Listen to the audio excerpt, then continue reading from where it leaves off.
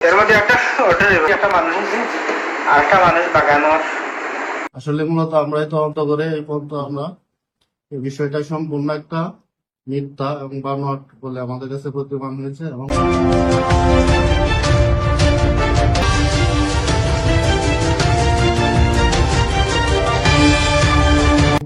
স্থানীয় লোকদের জিজ্ঞাসাবাদকালে সেটাই প্রমাণ হয়েছে। মিথ্যা কাজে আমাদেরকে প্রবৃত্ত করে এইটা তদন্তে আমাদের যেহেতু সময় নষ্ট করছে এবং আমাদেরকে হয়রানি করছে, এই জন্য আমরা কর্তৃপক্ষের সাথে কথা বলে তার বিরুদ্ধে আইনগত ব্যবস্থা নিব। সংবাদ আসে যে রাসেল আহমদ নামে একজন লোক, সে ব্যবসায়ী, সে কাপড় বিক্রি করে যখন বাড়িতে ফিরার পথে তাকে কালিটি চা বাগানের তারে অপর ড্রাইভার সহ আরো দুইজন লোক তাকে মারধর করে এবং তার কাছ থেকে আনুমানিক 20-30 হাজার টাকা, একটা মোবাইল এবং আরো কিছু তার যে সাথে কাপড় চোপড় আছিল এগুলা নিয়ে ছিনতাই করে নিয়ে যায়। তো সংবাদ পাওয়ার পর থেকেই আমরা উদ্বোধন কর্তৃপক্ষ বিষয়টা অবগত হয় এবং উদ্বোধন কর্তৃপক্ষের নির্দেশে আমরা আমাদের রাস্তায় অতিরিক্ত পুলিশ সুপার স্যারের নেতৃত্বে অফিসার ইনচার্জ সহ আমি, পুলিশ পরিদর্শক তদন্ত এবং আমাদের সেকেন্ড অফিসার SI মুস্তাফিজ সহ SI হাবিবুর রহমান সহ ঘটনাস্থলে আমরা রাত্রে থেকে কাজ শুরু করি এবং পরবর্তীতে সকালে ভিকটিমকে নিয়ে আমরা ঘটনাস্থলে যাই।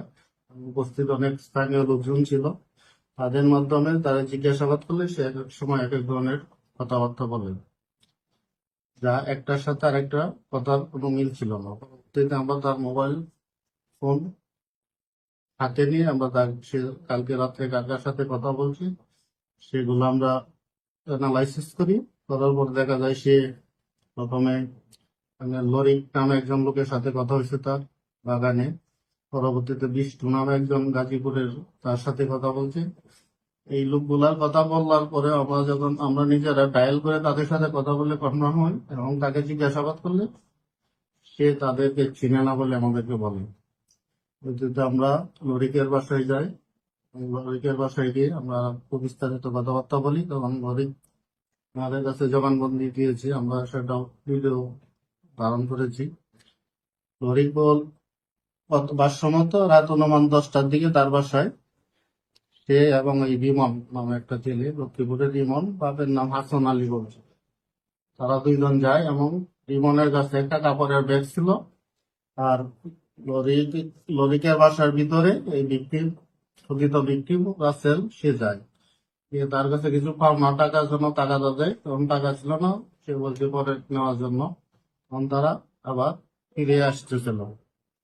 ফিরে আসার পথে লরিকের বাসার সামনেই রাস্তার মোড়ে সেখানে কীর্তন হচ্ছিল এবং কিছু ছেলেরা কিছু ক্যারাম বোর্ড খেলতেছিল। তখন এখানে সে এবং ওই রিমন এবং যে রাসেল তারা সেখানে আসি তো অবস্থায় এবং তাদের ভাবসাব কথাবার্তা দেখে ওই বাগানের লোক তাদেরকে, ড্রাইভার সে রাজি হয় নাই তাকে নিয়ে যাওয়া করে।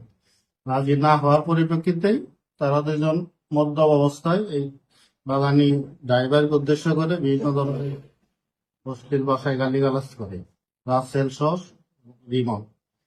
পরবর্তীতে এখানে যারা উপস্থিত লোকজন ছিল, কিছু প্রতিবেশী ছেলেরাও ছিল, কারণ তারা তাদের বাগানি লোকদেরকে গালাজ করার প্রতিবাদ হিসাবে তারা তাৎক্ষণিকভাবে তারা দুইজনকে তিল ঘুষি দেয় এবং তারা দুইজন তখন দুই দিকে চলে আসে এবং যে ভিকটিম রাসেল আহমদ, সে তার বা রিমনের সাথে ওই রাস্তায় আসার প্রতিমধ্যে একাধিকবার সে হোঁচট খেয়ে পিস্তর উপরে পড়ে যায় এবং তার হাতের সে আসর বা বিভিন্ন নীলাফুলা তেলা জখম হয়, এগুলা সে মূলত রাস্তায় মধ্য অবস্থায় পড়ার কারণে হয়েছে। আসলে মূলত আমরাই তদন্ত করে এই পর্যন্ত আমরা এই বিষয়টা সম্পূর্ণ একটা মিথ্যা এবং বানোয়াট বলে আমাদের কাছে প্রতিমান হয়েছে এবং স্থানীয় লোকদের জিজ্ঞাসাবাদকালে সেটাই প্রমাণ হয়েছে।